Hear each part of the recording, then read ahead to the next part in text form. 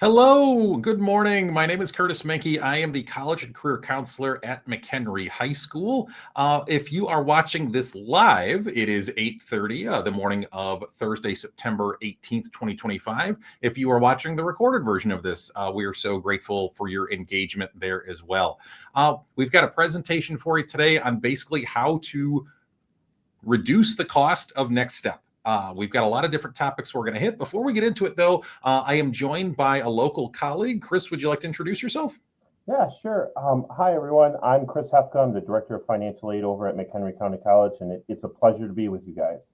Yeah, we are incredibly grateful for MCC's partnership. Last year's graduating class, the class of 2025, 49%, almost half of last year's graduating class took their next step at MCC, with some of those going to MCC for transfer purposes and others going there for some of their amazing technical programs, graphic design, video production, HVAC, medical sonography, welding, so many amazing shorter term technical programs that MCC has. So I'm going to pull Chris backstage and I'll bring him back once we get a little closer to the topic of financial aid and FAFSA. So here are the topics that we are going to hit during the course of this presentation. We're going to start with ways during high school that students can reduce future costs, whether it be dual credit, AP exams, CELA by literacy, and whatnot. We're going to talk about a couple of the advantages that the public schools, public universities, and community colleges in Illinois have. I'm certainly not here to sell everybody on those handful of schools, but I hope that our students and families understand that we want you to know what is available at the different types of institutions and why the public schools in Illinois might be able to cut you a better deal than other places. Then we will get into scholarships. We'll talk about where those are found, how to apply for them, how to put yourself in the best position. And then we will end with the big topic, financial aid, FAFSA, and how that process works. Before we get into the content, as you can see on our scroll at the bottom of the screen, if you are watching this live, if you are literally watching the live stream here the morning of Thursday, September 18th, you can ask us questions in real time by simply putting those questions into the comment section in YouTube. Again, we live stream through YouTube. This live stream will remain recorded there for people who watch the recorded versions. But if you are watching this live, you are more than welcome to ask us questions in the comment section, literally right below this video in your app or in your browser. Just taking a quick moment to plug some upcoming opportunities here at McHenry High School, as well as in the area. The evening of October 8th, we hold our annual MTI Manufacturing Trades and Industry Expo right here at Upper Campus from 6 to 8. For any students who are considering technical trades-based fields, we certainly strongly encourage you to attend that event. The following evening, the evening of October 9th, over at MCC in their main gym from 5:30 to 7:30, they host an annual four-year college fair. We host one in the spring for our students during the school day. I strongly encourage attending MCCs as well, just because our event is during the day, so families can't engage with it. But this is an opportunity for families and students who are considering four-year colleges to go over to MCC the evening of October 9th and potentially meet with dozens of reps representing dozens of four-year institutions. Directly related to this presentation, we're going to have a FAFSA completion event the evening of October 14th. Again, at the time of this live stream, it is September 18th. Towards the end of the month, we'll put out a promo for the event. So interested families who want a direct hand completing the FAFSA can sign up for that for a time slot during the course of that evening. And you can come right in here to the Upper Campus to the College and Career Center, and we will have supports for you. A couple other things later in October for our students and families considering military options. The evening of October 22nd, we're going to have a military recruiter panel in the Warrior Room at the Upper Campus. And then the following week, we will have an ASVAB session during the school day for students who are considering military options. Taking the ASVAB is part of the process. I will say taking the ASVAB does not commit students to it. This is voluntary. This is not a school-wide assessment we do, but any student who might be considering the military would be encouraged to do it. I will say students have to be 16 by the day of to take it. If you have a student who is interested in the military but won't be 16 at that time, we are going to offer another session in March as well. This slide I like to include in every presentation I do because it really kind of represents how we work with your students as far as exploring and acting on next step possibilities. Many of our viewers are aware, or have heard me say this before in other settings, other presentations. In my role, I have one goal for every McHenry High School student, and that goal is to get trained or educated in something when they are done at McHenry High School. That could be away at a four-year college. It could be through the military. It could be MCC in a transfer program. It could be MCC for a technical trades program. It could be labor union apprenticeships. It could be just going directly into industry with some of our strongest industry partners here in McHenry County. But again, do something after you're done at McHenry High School. Get trained or educated in something. We don't have any bias on which of these options students consider. We just want students to be successful and happy, hopefully just like you as families want for your students.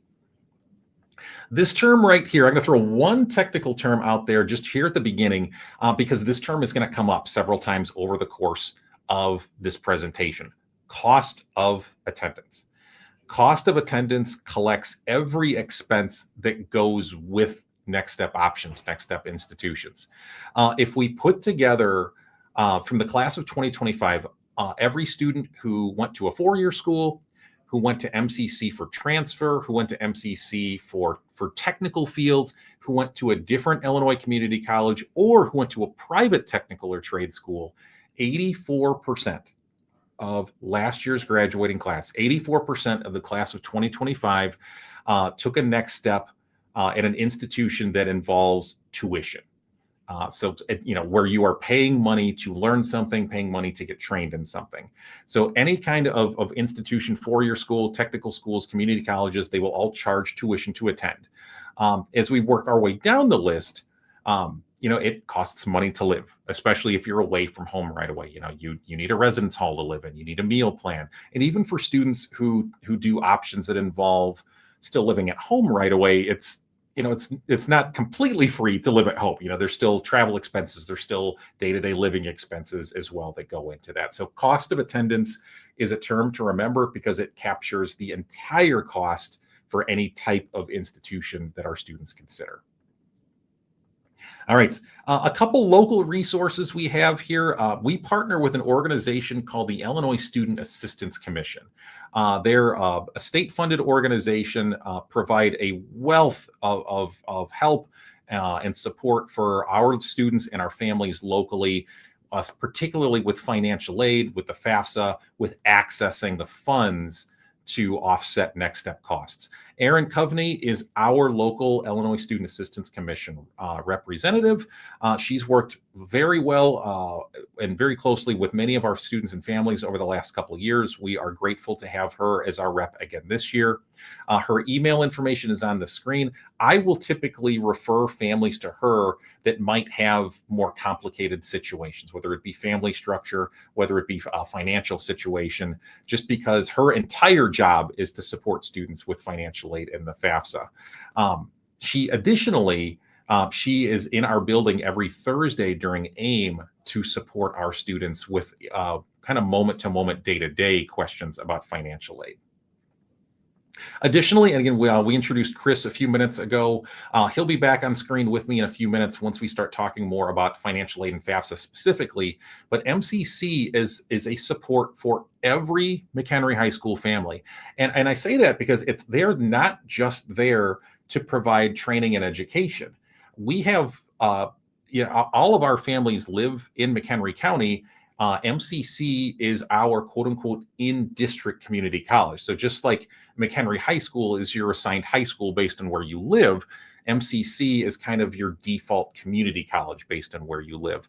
And regardless of if your student attends MCC or not, all of our families can use certain MCC services, and that includes their financial aid office. If you want to get a college's perspective on how to approach financial aid or talk with someone who works exclusively in financial aid for a living, you can certainly reach out to MCC's financial aid office, and they will help any of our families with the process. Speaking of AIM, this is a great opportunity for our students, for our seniors specifically, to access any type of next step help. So every Thursday, and as of this live stream and recording, we are on a Thursday. So quite literally in about an hour, we will have at least, if trends hold from the last couple of weeks, at least a couple of dozen students, seniors, come to the Career Center during AIM to access next step help. I am there most weeks. Our senior counselors in the class of 2026, Ms. Schock and Ms. Buchanan, are there most of the time to help and support seniors with financial aid, with scholarships, as well as college applications, military questions, apprenticeship questions, any type of next step questions that our seniors may have. On the screen are just some other resources that we rely on as well. The Illinois Student Assistance Commission's website, the FAFSA's website itself, and MCC's financial aid webpage too. All right, we're going to take a couple of quick moments and talk about kind of the shorter term. So how can students reduce future costs by taking advantage of opportunities right here within the walls of McHenry High School? There's three main ways that our students can reduce future costs while they are McHenry High School students. The first one of those is by attaining a state initiative called the Seal of Biliteracy. The Seal of Biliteracy is a relatively new state program. Essentially, senior year, if our students can demonstrate fluency in 2 languages, with one of those typically being English, depending on the school students go to, that the college students go to, that might actually get them some free college credit. The public colleges and university in Illinois legally must give college credit for any student who earns the Seal of Biliteracy. So if your students are bilingual or are working towards becoming bilingual, this is another great opportunity for them to chip away and take care of basically the equivalent of 2 college classes while they're right here in high school. McHenry High School offers 20 advanced placement courses. At the end of that course, students can opt to take the advanced placement exam for that course, which can earn college credit at the vast majority of colleges and universities nationwide. Again, the public Illinois universities and colleges legally must give college credit for any student who scores at least a 3 on any AP exam. The AP scoring scale is very simple for those unfamiliar. It's a 1 to 5 scale, with 5 being the best. So the public universities in Illinois plus the public community colleges legally must give college credit for at least a 3. The vast majority of other colleges and universities nationwide will also give credit. The score threshold can differ from school to school. Also, depending on the exam, some schools will require 4s. Some of your most difficult, most selective schools to get into will require 5s for college credit. But whenever students take an AP course with us, we strongly encourage them to consider taking the AP exam and give a shot to, again, potentially earning some free college credit. There is a wonderful tool on College Board's website. College Board is the organization that oversees AP programming. They also oversee the SAT test. They have a great tool on their website called the Credit Policy Search. For our listeners and viewers of this, if you literally go into Google and Google AP Credit Policy Search, it'll bring up a great tool where basically you can plug in any college or university in the nation, and it'll tell you that if you take the AP World History exam and you get a 3 and you go to Illinois State University, how much credit do you get, and what classes did you basically just take care of? So again, we encourage students to take advantage of AP exams when appropriate for our students. The other way that our students can earn college credit while in high school is probably the most obvious way, through our dual credit programming. I'm incredibly proud of our district. We've multiplied the amount of dual credit courses in recent years that we offer. Some dual credit courses, our speech class, our composition classes. We have dual credit chemistry, dual credit statistics, dual credit U.S. history, dual credit art appreciation is a new class we just added, which will go towards general education college credits. We also offer major and industry-specific dual credit classes. We have dual credit accounting. We have our business incubator classes, dual credit. We have dual credit metals and manufacturing classes. Computer literacy are some examples. We also have we partner with MCC for other dual credit programming called PCCS, where our students literally begin their day at MCC taking dual credit fire science classes or dual credit criminal justice classes or dual credit certified nursing assistant classes there. The vast majority of dual credits that our students earn here in partnership with MCC are transferable to most four-year schools. Typically, the only ones that don't are the very industry-specific dual credits, and that's usually our metals and manufacturing courses. But the vast majority of our dual credit college credit that students earned is transferable to the vast majority of four-year schools nationwide. I mentioned before the Illinois public universities, not that I am trying to keep everyone in Illinois by any means, but we always encourage our seniors to have at least one, maybe two of the public schools in Illinois in their application lists for our students who are considering college options. Northern, Southern, Eastern, Western, Illinois State, Chicago State, Governor State, Northeastern, University of Illinois, Urbana, Chicago, and Springfield, as well as MCC, are all public schools in Illinois. Thus, again, they must give college credit if you get at least a 3 on any AP exam.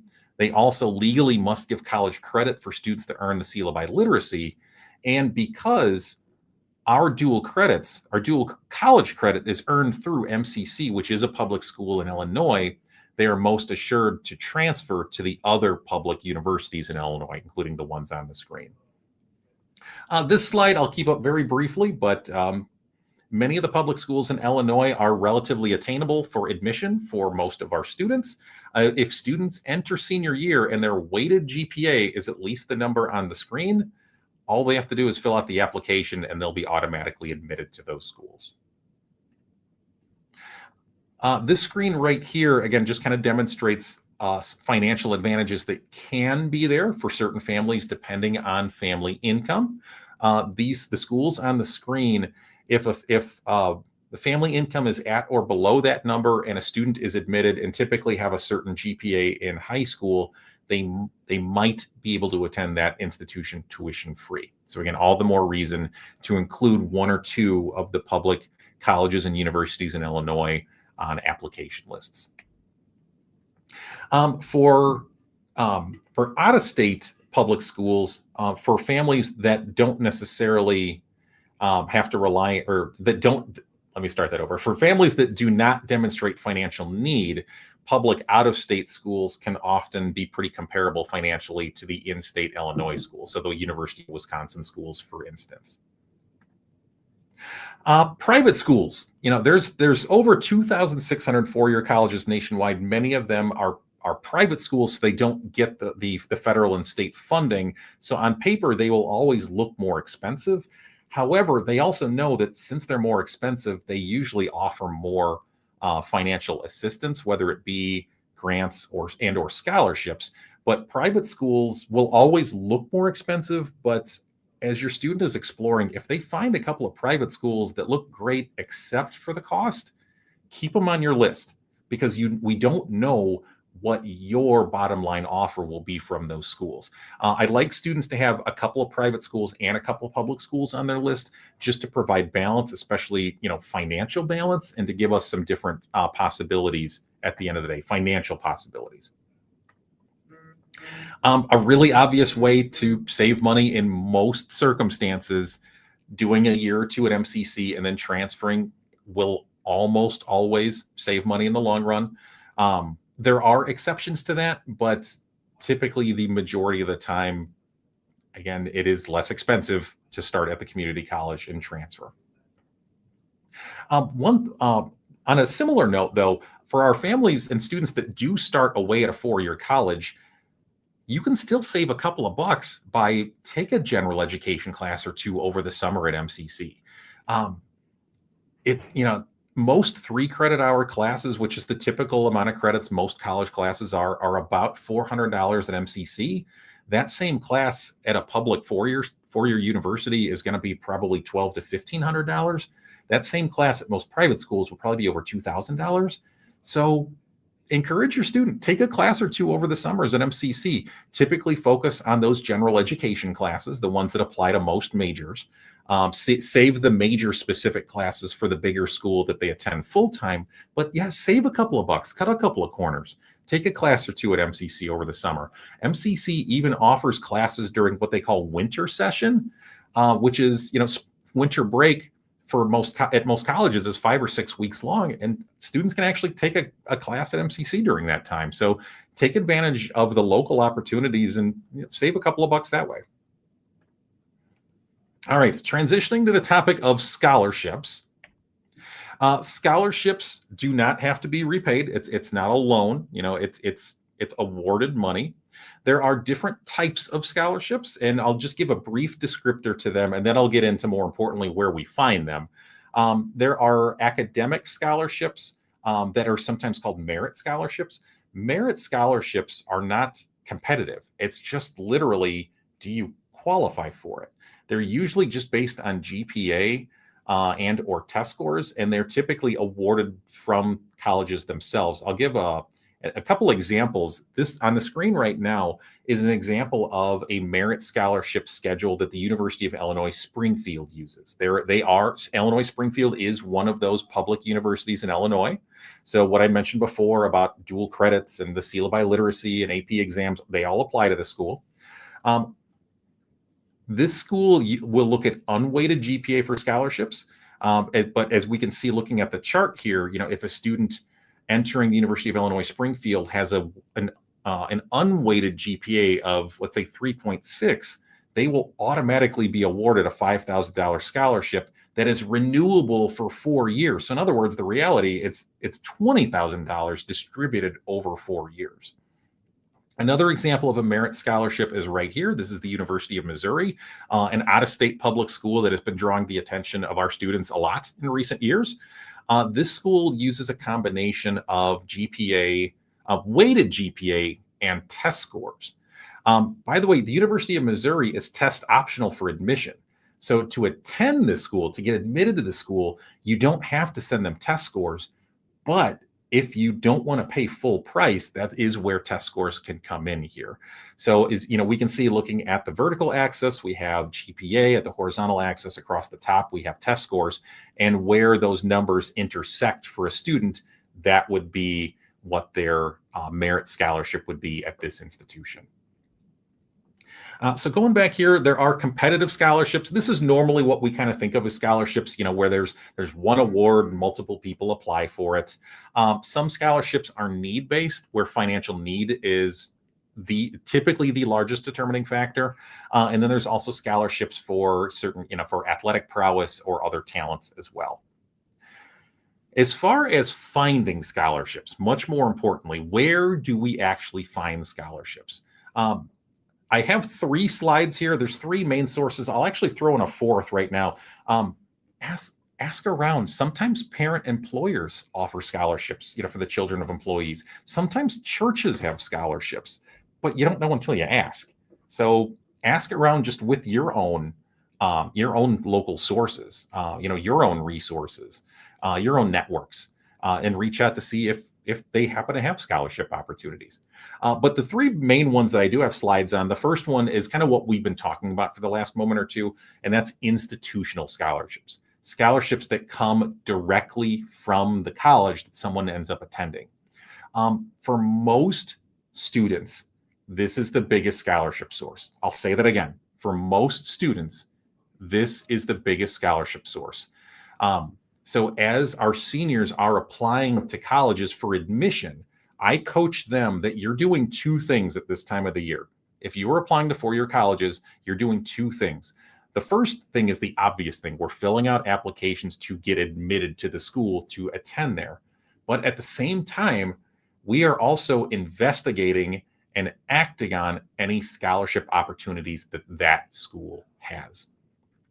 Merit scholarships, like the examples I just gave you, are typically automatically awarded. They usually don't have applications, but most colleges will have standalone scholarships that typically require applications.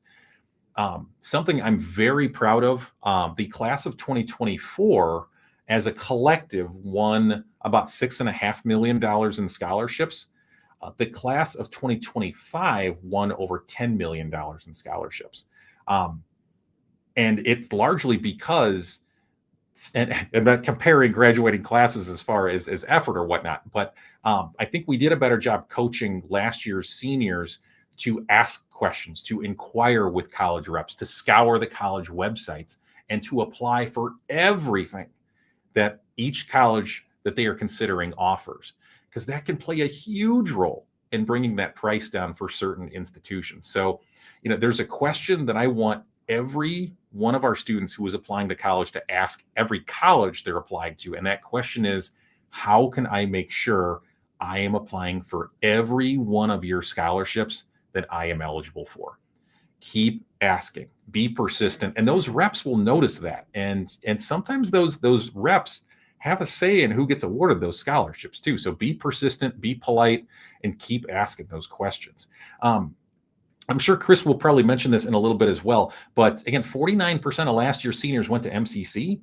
MCC has a wealth of scholarships. MCC is already has the lowest price of the institutions our students consider, just because they are our local community college. However, I don't want anybody paying full price anywhere, even at MCC. MCC offers over 300 scholarships every semester. And you apply for those 300 scholarships by filling out one application. So we definitely will be coaching and encouraging your students who are considering MCC to apply for those scholarships as well. The next source for scholarships are local sources. Every year we partner with community organizations, with county organizations, with certain regional organizations or state level organizations, and promote typically at least 100 local scholarships. This could be, the McHenry Wonder Lake Lions Club always offers a scholarship. The McHenry Kiwanis Club. Those are examples of true community-based ones. The District 15 Teachers Association offers one. Harrison offers a couple scholarships, just for students who went to Harrison. That's not a very large amount of students. There's county level ones. The Woodstock Fine Arts Association offers county level scholarships. They typically give 7 or 8 awards out every year across the county. We have a list of local scholarships that we keep. Our seniors can access it in Schoology. We also have it posted in the district website as well. Most local scholarships don't come out till after winter break. They usually start trickling in around Halloween. But the second half of the year, especially January, February, March, is when we will be hounding seniors to apply for local scholarships. And folks, you would be surprised how many people don't apply for scholarships. It takes a degree of self-confidence to apply for scholarships. I am constantly kind of fighting the battle of self-efficacy with students, and letting them know that you are worthy of awards. And our students will kind of do the mental gymnastics and talk themselves out of applying because they're worried that they're not real candidates. And folks, I can tell you with every bit of certainty I can, many of these local scholarships are really looking at character and values more than grades, performance, test scores. If there's a local scholarship that is memorializing someone, odds are they're looking at character, they're looking at values, they're looking at personality, they're looking to award someone the funds to carry someone else's torch for them. So for those local scholarships, I can't stress this enough, apply, because you'd be surprised how many people don't apply for them. The last source of scholarships are from national sources. This would be where you run a couple scholarships searches. I have some examples on this slide right now of free scholarship search engines. By the way, you should never, ever pay money to look for free money. So run a couple of these free scholarship searches, see what pops up, and again, throw applications out for anything that you meet the minimum criteria for. Speaking of, as far as who should apply, if you meet the minimum criteria for any award, apply. And honestly, for some of those local awards, if you come close to the minimum criteria, apply, just because ultimately we don't know what the award providers are really looking for, especially in cases of character or service or values. On the screen right now, I won't go through all of these, but these are tips for scholarship applications. Honestly, many of these things on the screen you can also use as tips for just college applications in general. I'll just mention a couple that really stick out to me. The first one is meet deadlines. That's pretty obvious. Make sure that you are a candidate by getting everything in on time. And the other one I'll mention is be authentic. Scholarship or essays especially are opportunities to showcase who you are and let you know what scholarship who you are to scholarship providers, especially in ways that they can't tell by looking at a GPA, that they can't tell by looking at a transcript or a test score. Who are you as a person outside of the classroom? What are your values? What is your character? And how will those things influence your goals in the future? And that can play a huge factor as far as who receives certain scholarship awards. All right, we're going to shift to financial aid and FAFSA. In a moment, I'm going to bring Chris from MCC back on screen. Before I do that, I'm just going to give another reminder for our live viewers, the ones who are watching this live stream in real time. You can ask us questions. That is why we do this in a live stream format, is so we can certainly take real-time questions right there in YouTube. Just go to the comments section, type in your question. We can see that and we can respond to you in real time and hopefully make sure that you don't have any lingering questions beyond this presentation. So Chris, I'm going to go ahead and pull you on screen here. Welcome back, Chris. Thank you. And we are going to go through some of these together, and we'll kind of go back and forth on some of these slides. I'll give kind of the high school perspective, and then I'll allow Chris to kind of give the perspective from the college financial aid office. So financial aid, just giving a simple one-sentence definition. Financial aid is help from the government to pay for what's next.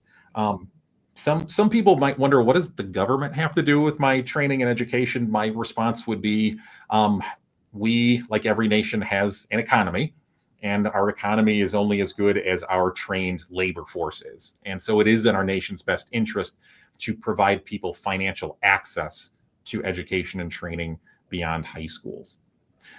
Financial aid is applied for by completing the FAFSA, the free application for federal student aid that is done senior year. Chris, was that a decent definition of financial aid? Would you have anything else to add to that? I think you hit it right on the head. I think that's the way that I would always approach financial aid. Okay, thank you. We'll move on to the next slide here. Just a couple simple facts before we get into some of the details. The FAFSA itself is completed online at fafsa.gov, and we can't stress that enough. It is fafsa.gov. It is through the Department of Education. This is not a private enterprise. It's not a .com.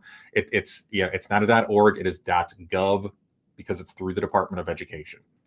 The FAFSA opens for every senior class on October 1st.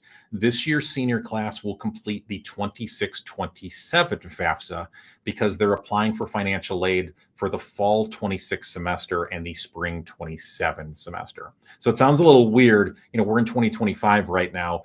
Why am I acting on something for next year? It's because we're applying for funds for next year.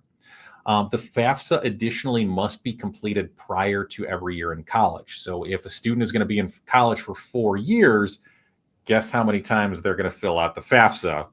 4 times. Additionally, completing the FAFSA is a state of Illinois graduation requirement. It is a relatively new state initiative. There is, for families who opt to not do the FAFSA, there is an online, it's called the non-participation form, which should also become available in October for students and families to complete. But again, students must do one of those 2 things to meet the state graduation requirement, either complete the FAFSA or the online opt-out form. We encourage doing the FAFSA just because I don't want anybody paying full price, and I don't want anybody assuming that they don't qualify for certain funds. Chris, I see we had a comment roll in. I'm going to take a look at that. As I do that, is there any other just kind of overview with the FAFSA that you'd like to give? I think you hit it, but I just want to remind people, like Chris said, you need to make sure that you complete the FAFSA every year you're going to school.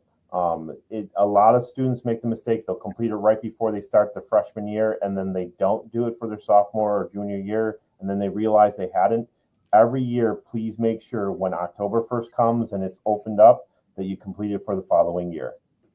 Excellent. Thank you so much, Chris. The question that rolled in was about scholarships. I'll just go ahead and give the answer right now. The question was, can scholarships or can students win more than one scholarship? In almost every case, yes. The only exception is typically if and this is rarer, but if a student is awarded a true full ride scholarship from a school, then typically that school won't give any other awards, just because they're not going to they're not going to go beyond the full cost of attendance. But in 99.9% of cases, yes, students can win multiple scholarships, and we will encourage students to apply for multiple scholarships. Thank you for that question. And again, just as a reminder, any of our live viewers who are watching this in real time, go ahead and ask us questions right there in the comments section of YouTube. So keeping things as simple as we can, there are 3 types of financial aid. So when you complete the FAFSA, these are the 3 things that we're applying for. I'll go on to the next screen and we'll take a moment on grants. This is what people typically think of when they think of financial aid. This is the free money. Grants, it's not a loan. You don't owe it back to anybody. Additionally, financial need is by far the biggest factor as far as who is eligible for grants. So some families are, some families are not.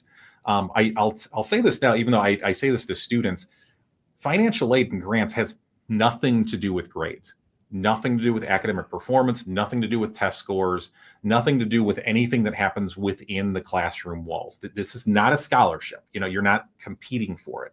It's just whether or not you're eligible for it based mostly on family finances. On the screen are the 2 most common types of grants. We didn't want to list them all just to keep things relatively simple. A Pell Grant is awarded from the federal government, and for students who receive it, it can be used anywhere in the nation because it comes from the federal government. So if a McHenry student wants to go to the University of Hawaii and they receive a Pell Grant, they can use it there. The second one listed, though, a MAP grant, is awarded by the state of Illinois and thus can only be used in Illinois institutions, which is another reason why I like to make sure that all of our students who are applying to colleges, especially 4-year colleges, include at least 1 or 2 of the public universities in Illinois on their list, because you won't know if you're eligible for this award unless you have an Illinois school on that application list. Chris, any other information or thoughts on grants?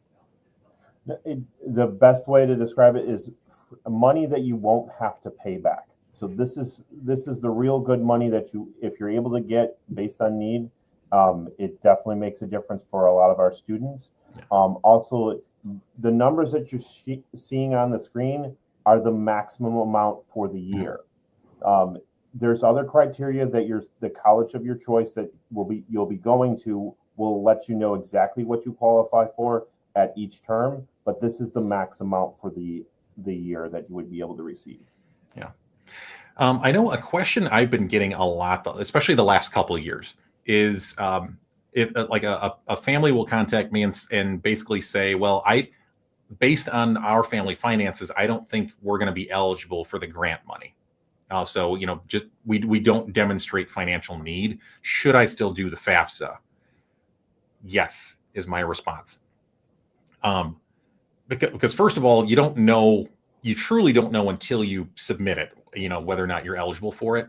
But additionally, and I think this is included in a later slide, but some colleges will not award their scholarships unless a student has completed the FAFSA. So only good things can happen by completing the FAFSA. It is not, for those that have done it in years past, completing the FAFSA is not nearly as laborious as it used to be. I like to describe it to students nowadays as it's annoying to do, but it's not awful to do. I had another question just roll in. Scholarships do not have to be paid back. Scholarships is money that is awarded. It's yours to use for educational expenses. Coincidentally, on the next slide is money that does have to be repaid. These are student loans. Student loans are, for better and for worse, one of the 3 types of financial aid. We want to avoid or minimize these to the degree we can, depending on the options students are considering, as well as family finances. Sometimes loans are kind of a necessary evil, but again, we want to minimize them. On the screen, I included just some basics about federal loans. I didn't want to get too into detail here. I know, Chris, I don't know, how would you describe, what student loans are without really getting too far into the weeds on this? Exactly what you said. They're necessary if you don't qualify for grants and you don't for some reason get enough in scholarships to help cover the cost. This is an extra way to cover all the tuition and fees and the housing costs that you may have while you're going to school.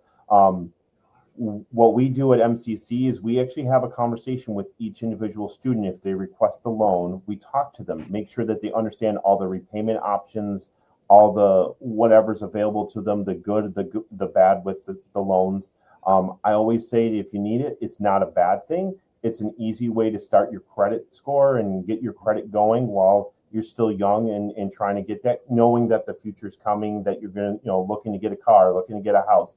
You want to start building that credit. This is an easy way to do it, but really sit down to whatever school that you're looking to attend and talk to the financial aid department and have those honest conversations with them so they can give you all the options that are available to you. Excellent. Thank you so much, Chris. The last type of financial aid we won't spend quite as much time on. It's called work study. In reality, work study it's a part-time job on a college campus, but what makes it financial aid is they don't take taxes out. In most cases, it's a part of like the awards packages that you get. As the FAFSA is completed, students and families will get some initial information about what they're eligible for from the federal government. However, later on in the school year, and honestly, it's usually somewhere around March, every school that a student lists on the FAFSA will send an award letter. So if a student applies to MCC, Illinois State, Bradley University, and the University of Iowa, all four of those schools will eventually send your student an aid report that basically packages everything together that they're eligible for and give them the real bottom line price. And if they're eligible for work study, that is usually factored in there as well. Work study jobs are typically really simple jobs. Working in the school cafeteria, giving campus tours, putting library bookshelves back away, working in a tutoring center are all kind of classic examples of work study jobs on campus. I know I have a couple of colleagues here, their daughter, when she was at the University of Iowa, she swiped people into the rec center. And so 90% of the time she was able to just work on her work and study while in the meantime, she would occasionally just take someone's swipe card to swipe them into the rec center. Years past when I was in college, I literally delivered the campus newspaper for a year. I was the campus newspaper delivery boy and got paid work study rates for that. Simple money, simple job. It's all on campus. You don't have to, pay gas money to get anywhere. And they usually work around your class schedule as well. Chris, anything else you have about work study? It's a great opportunity for a student to learn how to do a resume, how to do the interview process, how to understand what they're going to be getting into. At MCC, we do have a handful of positions that actually deal with what they would be doing. We actually have openings in our Children's Learning Center. So if a student was going for early childhood, they'd actually get to experience that before they got too far along in the program to make sure that's something that they want to do. So there's plenty of opportunities all over campuses. Like you said, it's a part-time job. It's really, but a lot of the employers will look to see how they can fit people in within their schedules. They're more than willing to work with you. Excellent. Thank you. So as you're completing the FAFSA, again, there's two parts to the FAFSA. There's the student part and there's the parent part. The student part is a little simpler. There's a couple financial questions, but it's mostly, contact information, living information. The most important thing in the student section is entering the schools themselves. Students can enter up to 20 schools into the FAFSA. They can also add and remove schools as well. So let's say your family's on top of the senior year and you get the FAFSA submitted the first couple of weeks of October. A couple of months later, let's say your student runs across a college they've never heard of and they decide to apply there. All they have to do to add them to the FAFSA is just literally log back into the FAFSA account and then just add the school in. So even after you hit submit, you can still add and remove schools. The parent part has more of the financial information. As you're doing it, though, you will run across this term called student aid index. Chris, I'm going to defer to you, if you don't mind, on defining what this is and kind of how it's calculated. Sure. This is, it used to be called estimated family contribution. This is the number that is associated with all the information you put on a FAFSA document. So between student income and asset information and parent income, asset information, housing size, everything like that, it goes into an algorithm that the Department of Ed has created, and it spits out this number. And this number would then get sent over to each of the colleges that you choose, and that's how they determine whether what you're eligible for when it comes to grants, and then if you're eligible for loans, and they spit that out onto your award letter. So this is the number that all the schools look at in order to determine what you're actually eligible for. Yeah. I had another question in the comments. It said, will this video be available to watch later? Yes, I know we're going through a lot of information right now. The nice thing about the live stream platform that we use is that this will actually remain recorded at the exact same YouTube link. So for those of you who are watching this live, if you want to go back and watch certain segments again, just go back to the exact same link and this will remain recorded there. So thank you for that question. Moving on here, I put 3 examples of what financial need looks like, along with the terms we've defined already: cost of attendance and student aid index. So student aid index, that's the constant from school to school.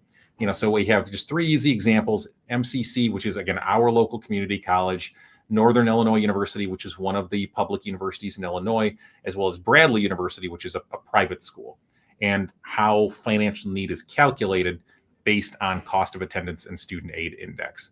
I know, Chris, was there anything you wanted to add here? Again, like was stated before, cost of attendance is going to include not only tuition and fees, but it's going to give you estimated housing costs and everything like that. So, like, if your student's situation is they're living at home, well, then living expenses aren't going to be as high as if they're living on campus and everything like that. So, cost of attendance seems like a really large number. Really look at all the fine details, and each individual student's situation is going to be totally different. Yeah, just I'll give numbers for MCC and Northern. The tuition for MCC for a year is usually about $4,000, maybe $4,500. And so the resource that I use to pull, to calculate the cost of attendance for MCC assumes that a student will have about $5,000 in living expenses a year. But the tuition for MCC is, in actuality, only about $4,000 a year. For Northern, it's about 15 or 16, if memory serves, off the top of my head. This is the next slide. I like to put it, again, just as reminders. For our senior families, you're completing the 26-27 FAFSA, because, again, you're applying for financial aid for fall 26, spring 27. And again, just as one more reminder, because I don't want anybody to get duped out there, it's completed at FAFSA.gov. So when the FAFSA itself is, or actually, let me start that over. If for families who want assistance completing the FAFSA, again, I mentioned at the top of the live stream and recording that we will have a FAFSA completion workshop here in October. We'll have signups go out for that soon. But again, our Illinois Student Assistance Commission partners can help families with that. MCC's financial aid office can help any family with the FAFSA. Again, you don't have to be looking to attend MCC to access supports from their financial aid office. On the screen right now is the most common information that people do have to submit when they complete the FAFSA, with Social Security's numbers being the thing that usually catches most people's attention. Parent and student Social Security numbers have to be in there. For parents who do not have a Social Security numbers, zeros are entered in there. And for our current senior families, it'll be based on your tax information from the year 2024. Chris, if you don't mind, can you describe, and I'm forgetting the technical term for it, but the system that imports tax information from the IRS? Yes. So over the past couple of years, the Department of Ed has been working with IRS to make it to where it's a seamless transition. In the past, you used to have to go bring your tax information and you have to manually type it in and everything like that. What's happened now is when you create your FSA ID, in order to be able to complete the FAFSA and everything like that, you consent to having your information that you've already filed your taxes with to just automatically be transferred in. It makes it so much more seamless, so much more less errors are done and completed. So, and it makes it go really quick through the process. So basically, once you consent, once you start filling out the FAFSA actual application, it'll automatically transfer in your tax information. Now, that may not be the case for everyone. It is a really high success rate. There are certain circumstances where it won't allow if marital status has changed from when you filed your 24 taxes to now, then you may have to manually put it in. So I always recommend people have their tax information readily available, but for the most majority of people, it'll automatically transfer in, making it very easy. And you just let the system do the work.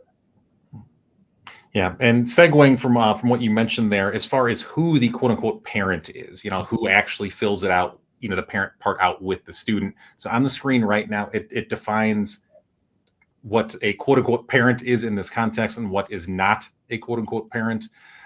So for families who are unsure as to who is filling things out, hopefully the screen will provide some clarity. Chris, any feedback on what we have here? No, I think this is accurate. And as you go through the FAFSA, the student's going to complete it first. So as they go through and they start answering questions, the application's actually going to identify the next question. They don't have to answer every single question that's on the entire application. It'll tell them what to answer. And as they answer it, it's going to pop up new questions. So if certain circumstances come up and they click yes to it, it's going to avoid some of the other questions. But this slide right here will tell you the exact picture of who, from a parent standpoint, needs to be put on a FAFSA. Yeah. And then going to the next slide, it just goes a little bit deeper into that as well, as far as who is. This is a pretty common question that we get. Who is the parent?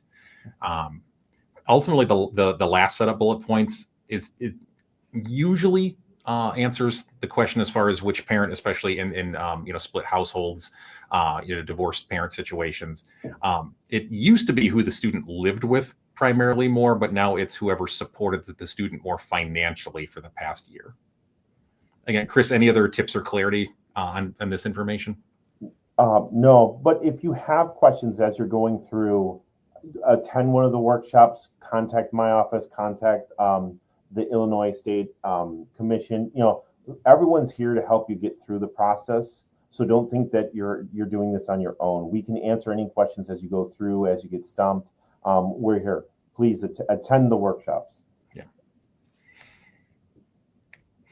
So again, after completion, I mentioned before that students can have the FAFSA information sent to up to 20 schools, and they can add and remove. After submitting the FAFSA, there will be kind of an initial student aid report that will indicate estimates of what the student and family are eligible for. But ultimately, the real numbers, like the real bottom line cost for every school a student is looking at, will be given when that school sends their aid report, their school specific aid report. Most of the time, those hit students sometime in March senior year, sometimes even early April. And so it's really easy for seniors to want to make a decision. Like, it's an exciting time, but it's also kind of a scary and uncertain time. And as humans, we like certainty. That's just how we work psychologically. And something I do my best to coach your seniors on is be patient senior year. You don't want to make a decision before you have all the facts in front of you, especially all the financial facts. So again, if we apply to 4 schools, don't make the decision until you get the aid report back from each of those 4 schools. So you can see what your real bottom line cost is at Northern, at University of Iowa, at Bradley, at MCC, and compare them with one another and make the fully informed decision. So again, most of our seniors who are looking at college, quote unquote, options don't make their decision until March or early April, just because it takes that long to get that information back from each school. Chris, any other tips or feedback you have about what happens after the FAFSA is submitted? No, I think you hit it. Just wait until you receive the award letters from all the schools and everything like that. If you're getting a full ride scholarship, well then that's a little bit of a different. But do analyze all the offers to make sure it's the best situation for you and your student to go. Yeah. And again, that's where, like, if you want to bounce things off of others, you can contact me, Chris's office at MCC. Even if you're not considering MCC, they can still provide you with professional feedback on how to analyze things, how to compare things as well. This graphic right here, it just really kind of summarizes everything we've been talking about. Again, the FAFSA is done each year that somebody's going to be in college. So it is a cycle that happens annually.